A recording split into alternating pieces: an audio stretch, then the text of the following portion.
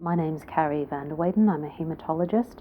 I'm also a researcher, and I work at the clinical haematology unit that sits in Peter MacCallum Cancer Centre and the Royal Melbourne Hospital.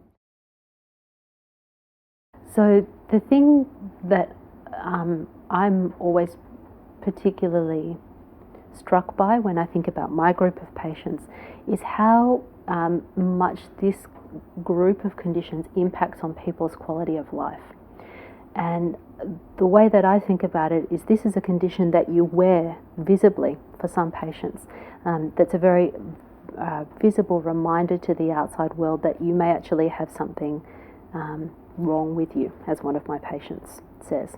So it's really important that not only do we focus on controlling the condition medically, but we look at things like what are the other components that can help with the way that the skin feels.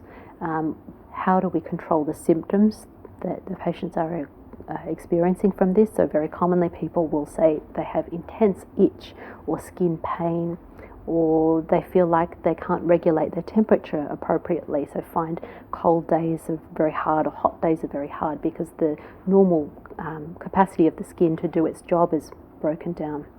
So symptom management is actually a really important part of what we do.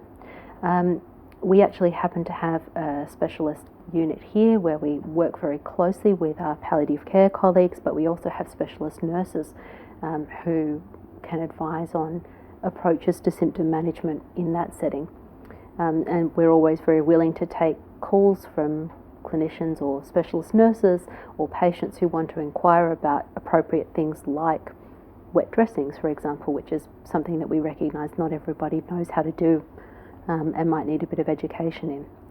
The other component to that is something that I alluded to at the beginning, which is that because this is something that's very visible and impacts on people's sense of self quite significantly, it's really important that we don't forget about how this impacts on people psychologically. So from our perspective, we're always very proactive in talking about how is this making people feel? How do we talk about resilience? How do we talk about accepting the fact that this is something that feels bad and looks bad and makes you feel differently about who you are as a person?